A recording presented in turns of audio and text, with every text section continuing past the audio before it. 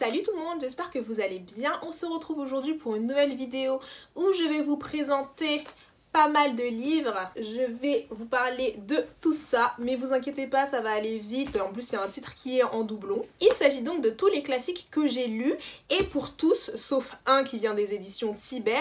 Ce sont tous des livres qui sont issus des éditions Cranford et de la ligne particulière des romans éternels. Et cette collection de livres de romans éternels vise à rendre hommage à toutes les héroïnes des temps passés, que ce soit Jane Eyre, Elizabeth Bennet, etc. Et à surtout mettre en avant des autrices. Il y a parfois des auteurs, mais surtout des autrices qui ont marqué la littérature, que ce soit la littérature française, américaine, anglaise, mais surtout la littérature anglaise. Donc en fait, c'est une grande ligne, il y a tout plein de romans, il n'y a pas que cela. On a beaucoup de Jane Austen, Charlotte Brontë, Emily Brontë, etc., etc. Enfin, plein d'autrices classiques. Et dès que j'en ai entendu parler, j'ai pensé que c'était une super bonne idée. Et en plus de ça, les couvertures sont super jolies. J'avais envie de lire plus de classiques, donc autant allier l'utile à l'agréable. Le premier roman dont je vais vous parler, c'est Orgueil et préjugés de Jane Austen, que vous connaissez probablement parce que c'est un roman qui est très connu. C'est un roman pionnier en littérature anglaise, c'est le roman le plus connu de Jane Austen, et si vous connaissez peut-être par le film aussi avec Keira Knightley, et c'est un de mes livres préférés. Dans cette histoire, on a Madame Bennet qui a eu 5 filles et qui cherche à tout prix à les marier, tout simplement parce qu'à l'époque à laquelle elles vivent, un titre de propriété ne peut pas se transmettre à une femme, et donc à la mort de son mari, à la mort de Monsieur Bennet, la maison dans laquelle ils vivent reviendra à leur cousin.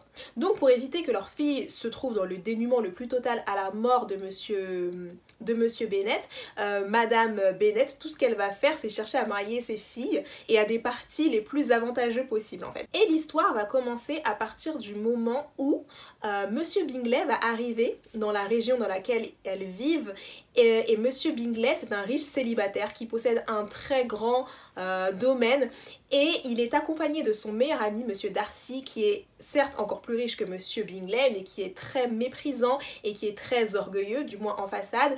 Et Monsieur Bingley est également accompagné de ses deux sœurs, Louisa et Caroline, qui sont très imbues d'elles-mêmes, méprisantes elles aussi, assez hypocrites et méchantes, clairement on peut se le dire. Et à partir du moment où elle va savoir ça, le but de Madame Bennet, ça va être de marier une de ses filles à Monsieur Bingley, et pour cela il va avoir une série de bals, d'invitations à dîner, etc., etc. Enfin, des habitudes qu'on retrouve clairement dans la gentry anglaise. Et je précise, la gentry anglaise, c'est une classe sociale moyenne qui va regrouper les baronnets, les aristocrates sans titre, les chevaliers, etc. Et c'est dans ce milieu-là qu'ils vont évoluer. Et dans cette histoire, on va suivre Elizabeth Bennet, qui est une jeune fille qui aime beaucoup lire, qui est très intelligente, qui s'amuse beaucoup des autres, qui est très drôle, elle a un certain sens de l'humour, et en fait Elisabeth, elle observe beaucoup l'environnement dans lequel elle évolue, et elle va observer beaucoup se moquer des gens autour d'elle, parce que d'un côté ils sont complètement ridicules, à tous colporter des ragots les uns sur les autres, à tous vouloir aller à des bals, à tous vouloir côtoyer des gens qui sont plus riches qu'eux, et donc elle va un petit peu se moquer d'eux, et on va retrouver cette touche de sarcasme et d'ironie qui est propre à Jane Austen et qui montre bien ce que elle pensait de ces gens, de cette classe sociale. Et en fait, elle va se rendre à un bal donc, qui a été organisé par Monsieur Bingley, et à ce bal, Monsieur Bingley va demander à Monsieur Darcy s'il ne voudrait pas inviter Elizabeth à danser, parce que Monsieur Bingley a totalement flashé sur la sœur d'Elizabeth, Jane. Et en ne sachant pas qu'elle était à côté, Monsieur Darcy répond que non, parce que Elizabeth n'est pas assez jolie pour éveiller son intérêt. Donc évidemment, Elizabeth va être très vexée par ça, et c'est vraiment à ce moment-là que l'histoire va commencer en fait, parce que Elizabeth elle a été vexée clairement, et il y a plein d'autres choses qui vont se passer, plein de rebondissements, etc. L'histoire va évoluer, et c'est là qu'on va comprendre le titre, donc Orgueil et préjugés, et je vous en dis pas plus parce que sinon je vais vous spoiler, mais clairement meilleure histoire d'amour, j'aime beaucoup trop, les personnages sont tous hyper drôles, hyper particuliers. Elisabeth elle a cette touche de piquant que moi j'aime beaucoup, et franchement cette histoire je vous la recommande à 100%. Si vous voulez commencer les classiques, je vous la recommande encore plus. C'est très bien écrit, la plume est assez accessible pour un roman qui a été écrit à cette époque là, donc franchement foncez à 100%. Et pour vous dire à quel point je suis totalement fan de Orgueil et préjugés, j'ai acheté la version qui est illustrée de chez Tiber Éditions. Donc les illustrations étaient faites par Margot Motin. C'est des illustrations qui sont assez récentes, enfin qui sont un petit peu anachroniques, parce que du coup c'est un style, c'est le style de Margot Motin, donc c'est assez récent, mais voilà, ça donne des choses comme ça, j'espère que vous pouvez voir. Et j'aime beaucoup ces éditions, elles sont très jolies. Ils ont aussi fait Jane Eyre, Roméo et Juliette, je crois qu'il y a le Portrait de Dorian Gray qui est sorti il n'y a pas très longtemps. Et si ce petit résumé ne vous a toujours pas convaincu mais que vous avez envie de jeter un coup d'œil à l'histoire, je vous recommande à 100% de regarder le film. Il est sorti en 2005 donc il est assez récent. Il est avec Keira Knightley qui joue très bien le rôle d'Elizabeth, je trouve. Enfin, le film est vraiment super bien. Moi je l'aime beaucoup, les paysages sont vraiment magnifiques, les scènes sont très jolies et ils reflètent très bien selon moi l'esprit de Orgueil et Préjugés. Donc franchement foncez parce que le film est génial. Ensuite je voulais vous présenter Raison et Sentiment de Jane Austen. Encore une fois c'est un de ses premiers romans, c'est son premier roman d'ailleurs, le premier qui a été publié. Personnellement c'est pas un de mes favoris mais je voulais quand même vous le présenter au cas où parce qu'on sait jamais si vous risquez d'aimer, voilà, si le plot vous plaît. Et on évolue toujours dans l'univers de la gentry anglaise, donc encore une fois du Jane Austen tout craché. Et cette fois-ci on suit l'histoire de deux sœurs, Elinor et Marianne. Et en fait l'histoire commence au moment où leur père décède et toute la fortune passe à leur frère, donc à leur demi-frère. Et leur demi-frère décide de récupérer la fortune parce qu'il est très cupide, sa femme est très cupide aussi. Il décide de récupérer la fortune et de pas vraiment s'occuper de ses sœurs quoi. Donc elles déménagent avec leur mère et c'est là que l'histoire va commencer. Et cette histoire se concentre donc sur Elinor et Marianne, qui ont des caractères qui sont très différents parce que Elinor c'est une personne qui est très posée, qui est très réfléchie et raisonnable même lorsqu'il s'agit de ses sentiments. Elle ne les montre pas, certaines personnes la décrivent même comme froide, mais enfin voilà, elle est quand même assez réservée, elle ne montre pas trop ses sentiments, alors que Marianne c'est le contraire, elle n'est pas non plus hyper exubérante mais en fait elle cherche à la passion, à ce qu'il se passe plein de choses dans sa vie amoureuse, à être transportée et elle se laisse un peu guider par ses sentiments. Donc les deux, enfin c'est les opposés en ce qui concerne les relations amoureuses quoi. Et évidemment il y a des choses qui vont se passer, elles vont rencontrer des hommes, des prétendants, on va voir comment est-ce qu'elles vont gérer, il va y avoir des rebondissements, retournements de situation. Et j'avoue que je vous le présente mais pour le coup j'ai eu beaucoup de mal à le terminer parce que j'ai trouvé qu'il y avait énormément de longueur, que l'écriture était très fleurie dans celui-ci comparé à Orgueil et Préjugés qui est relativement simple en comparaison. Donc j'ai eu beaucoup de mal, j'ai pas personnellement accroché avec les personnages ou quoi, mais je vous le présente quand même parce que je vous présente mes classiques et on sait jamais, peut-être que vous l'apprécierez plus que moi. En tout cas il y a un film qui est sorti de Raison et Sentiment, je crois qu'il date de 1995, quelque chose comme ça. Je l'ai pas encore vu mais apparemment l'adaptation est assez réelle, est assez fidèle.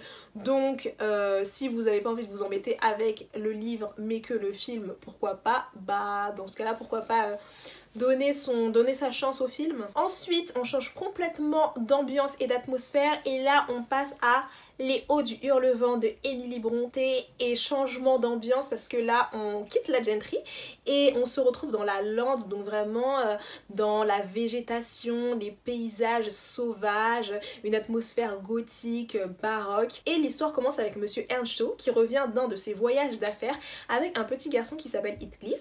Monsieur Earnshaw a deux enfants, Catherine et Hindley, et il annonce à ses deux enfants qu'à partir de ce moment-là, Heathcliff va vivre avec eux.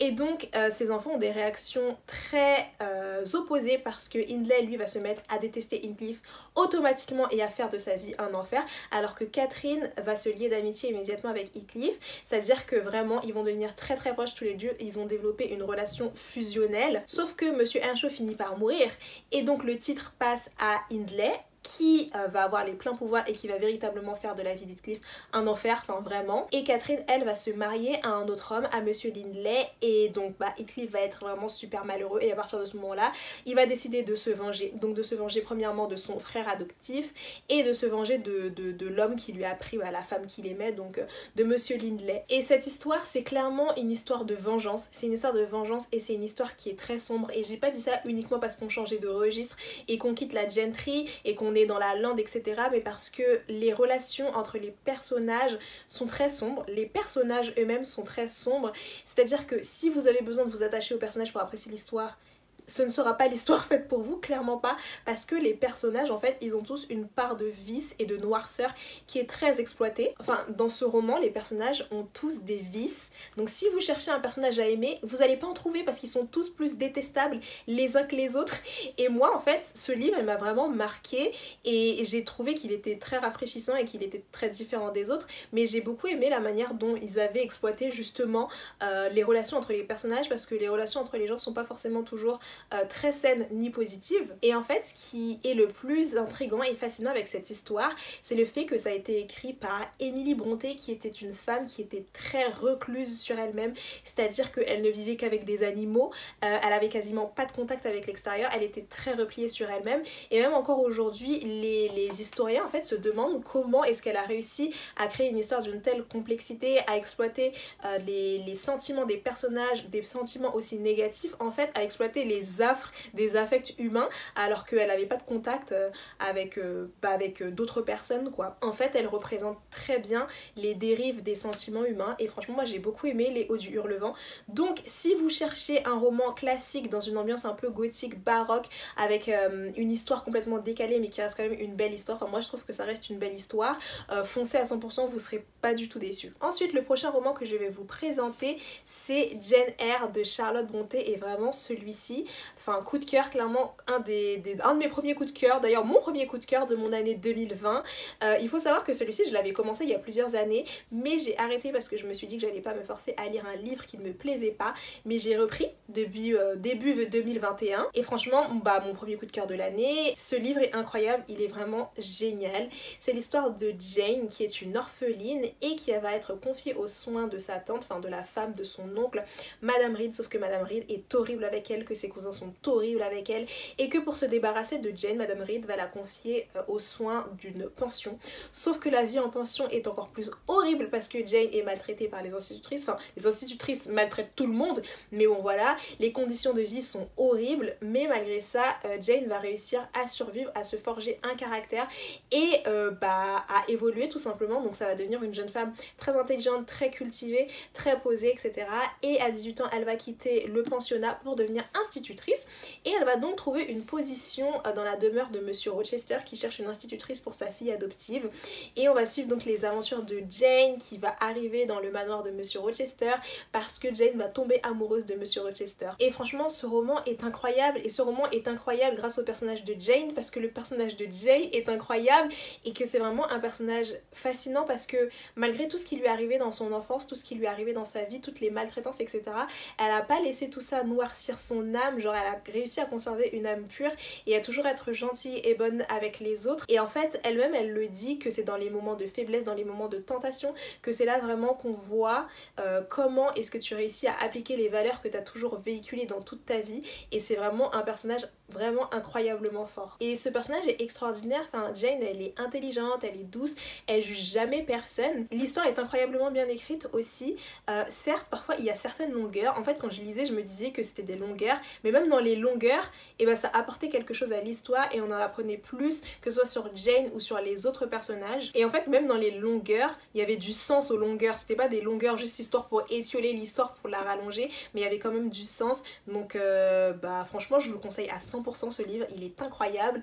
En ce qui concerne l'adaptation cinématographique, je l'ai vue, je sais pas de quand elle date, peut-être 2007 ou 2009, je sais plus exactement, et elle est très fidèle au livre aussi, même si évidemment j'ai préféré le livre, parce que dans le film il y a certains éléments qui apparaissent pas, que j'aurais bien voulu voir, apparaître, et puis la fin correspond pas totalement à la fin dans le livre, mais franchement Jane Eyre, ce roman est incroyable, donc je vous le conseille à 100%. Et pour terminer, je vais vous parler des 4 filles du Docteur March. Je vous en avais déjà parlé dans une de mes précédentes vidéos, je crois que c'était une vidéo update lecture, la première d'ailleurs, et ce roman aussi ça a été un coup de cœur clairement de mon année 2020, et j'ai trop aimé. Il y a même un film qui a été adapté, je crois que c'est en 2019, avec Emma Watson, pour vous dire à quel point les 4 filles du Docteur March c'est un indémodable. D'ailleurs faudrait que je regarde le film, maintenant que j'ai reçu la deuxième partie du livre je vais pouvoir regarder le film, parce que les éditions françaises ont décidé de diviser le livre en deux, je sais pas pourquoi, peut-être qu'ils ont trouvé qu'il était trop long en un seul tome, donc ils l'ont divisé en deux, mais du coup je devais attendre de recevoir ma deuxième partie des éditions Crawford pour pouvoir lire la suite, ce que je vais pouvoir faire maintenant. Et pour les 4 filles du Docteur March, on quitte l'Angleterre et on rejoint les États-Unis, le Nouveau Monde, et l'intrigue commence pendant la guerre de sécession, et on a un docteur qui s'appelle le Docteur March qui va partir à la guerre pour soigner les soldats et qui va laisser derrière lui ses 4 filles, et donc c'est ces 4 filles qu'on va suivre en fait tout simplement. On va avoir Meg qui est l'aînée, qui est assez romantique, rêveuse, etc. On a Jo totalement intrépide qui veut devenir autrice. On a Beth qui est très douce, qui aime beaucoup s'occuper des gens, qui est très timide et qui aime beaucoup jouer au piano. Et enfin on a Amy, la petite dernière, qui est assez insupportable, assez égoïste, mais qui va évoluer, enfin voilà, qu'on aime quand même. Et vraiment, enfin ce livre est incroyable, enfin je l'ai beaucoup trop aimé. J'arrête pas de dire que tous les livres là sont incroyables, mais pour le coup il est vraiment super bien. Les 4 filles du Docteur March, parce que c'est un roman de vie en fait. Et en fait on va suivre ces 4 personnages et on va s'attacher à ces 4 personnages parce qu'on va les voir évoluer, grandir en fait, tirer des leçons, surtout en étant appuyés par leur mère, parce que leur mère ça va un petit peu être leur mentor et elle va essayer de leur inculquer des valeurs, donc de toujours être douce, gentille, de servir les autres, d'être charitable, etc. etc. Donc vous l'aurez compris, hein, j'ai totalement été conquise par les aventures des 4 filles du Docteur March, donc lui aussi je vous le recommande totalement. En plus il est pas très long, il se lit très bien et très vite, et c'est vraiment le roman tout doux quand vous avez besoin de vous remonter le moral et que vous avez besoin d'une poussée d'espoir. Et bah c'est les 4 filles du Docteur March qu'il faut lire clairement. Mais je voulais préciser que pour cette fin, la fin qu'il y a dans ce livre là des éditions Cranford, c'est pas la vraie fin, parce que je sais pas pourquoi, apparemment en France il y a 2 fins, parce que les lectrices n'étaient pas satisfaites de la fin qui était faite par Louisa May Alcott, donc il y a 2 fins, enfin une fin alternative, de ce que j'ai compris du moins. Donc celle-ci c'est pas la vraie fin. Si vous voulez vraiment le livre déjà premièrement en entier et le livre avec la vraie fin, et bien ne prenez pas les éditions Cranford. Mais du coup j'ai hâte de savoir comment est-ce qu'ils vont se rattraper dans la deuxième partie pour que ça corresponde à la vraie fin. Mais voilà, je voulais juste vous préciser ça. Avant de terminer cette vidéo, je voulais juste faire un petit aparté sur la traduction, parce que la traduction qu'il y a dans les éditions Cranford, c'est la version gratuite. En fait, de ce que j'ai compris, de ce que j'ai recherché et de ce qu'on m'a dit, il y a 2 versions. On va avoir la version gratuite qui sera disponible également sur internet, parce que comme vous le savez, à partir d'un certain temps, les textes vont tomber dans le domaine public. Donc ça c'est la version gratuite qu'on retrouve dans la version Cranford. Et ensuite on a l'autre version qui est un peu plus fidèle entre guillemets à la traduction, qu'on va retrouver dans les versions par exemple folio poche, parce que moi Jane Eyre je l'ai aussi en folio poche et j'ai comparé en fait les deux pour voir les différences, et c'est des différences qui sont très mineures hein, clairement, mais voilà, en fait dans la version Cranford, dans la version gratuite, je pense qu'ils ont essayé de simplifier au maximum pour que ce soit le plus accessible possible aux lecteurs, vu que ce sont des livres qui datent du 18e, 19e siècle, 19e, 20e d'ailleurs, je sais pas ce que je raconte, mais voilà, donc pour une traduction qui est vraiment très fidèle, avec des mots peut-être qui sont un peu plus compliqués, ce sera la version que vous trouverez sûrement en librairie, donc folio poche ou autre, et pour la version gratuite du coup ce sera dans les éditions Cranford. Donc en résumé, si vous voulez une édition qui est vraiment très fidèle au texte, très fidèle à la version originale, prenez peut-être une autre version que celle des romans éternels. Après si vous vous en fichez, vous pouvez prendre les éditions éternelles si les couvertures vous tendent ou autre, enfin le sens ne change pas, il n'y a pas d'anachronisme ou quoi, c'est juste qu'il y a des petites différences, mais je tenais quand même à vous le préciser. Et voilà tout le monde, c'est tout pour cette vidéo, j'espère que ça vous aura plu. Dites-moi en commentaire si vous avez lu un de ces titres, si vous prévoyez de lire un de ces titres, et puis moi je vous fais de gros bisous et je vous dis à la semaine prochaine pour une nouvelle vidéo.